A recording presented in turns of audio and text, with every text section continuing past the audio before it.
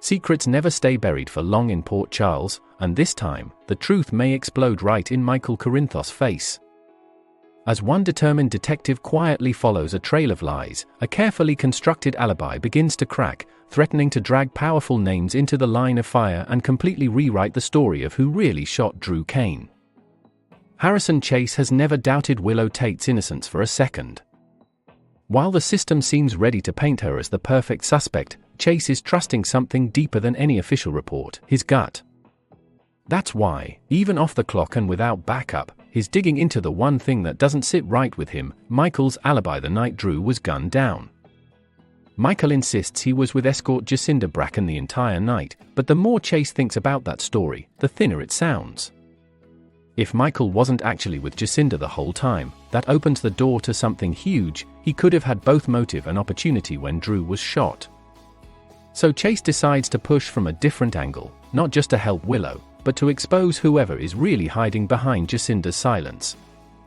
Chase suspects that Jacinda might have had another client that night, someone with just as much to lose if the truth comes out. That theory leads him to Ezra Boyle, a man who's more connected to Jacinda than he'd like anyone to know. Ezra has been enjoying Jacinda's services in the shadows, but now those shadows may not be deep enough to hide him. Working his own leads, Chase presses for answers, tracks timelines, and looks for anything that contradicts Jacinda's story. Security footage, digital trails, and small inconsistencies start to line up in a way that makes his suspicions impossible to ignore. If he can show that Jacinda was with Ezra during the crucial window when Drew was shot, Michael's alibi collapses instantly. Chase's hard work pays off, and soon he's ready to bring what he's uncovered to Alexis Davis. He comes to Willow's lawyer with potentially game-changing news, evidence that Jacinda's story doesn't hold up, and that someone else was in her bed when Michael claims it was him.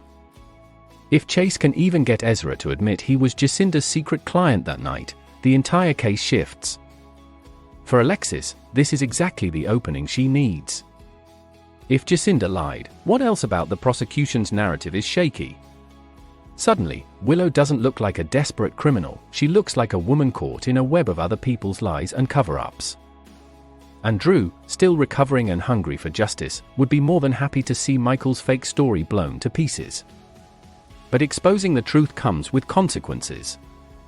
If Michael lied to the police, he's facing more than just embarrassment. He could become the prime suspect in Drew's shooting, with Willow's freedom and his own future both hanging in the balance.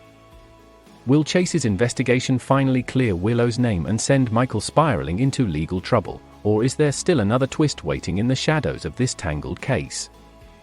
And do you think Michael is hiding something darker, or just digging himself deeper trying to protect someone he loves?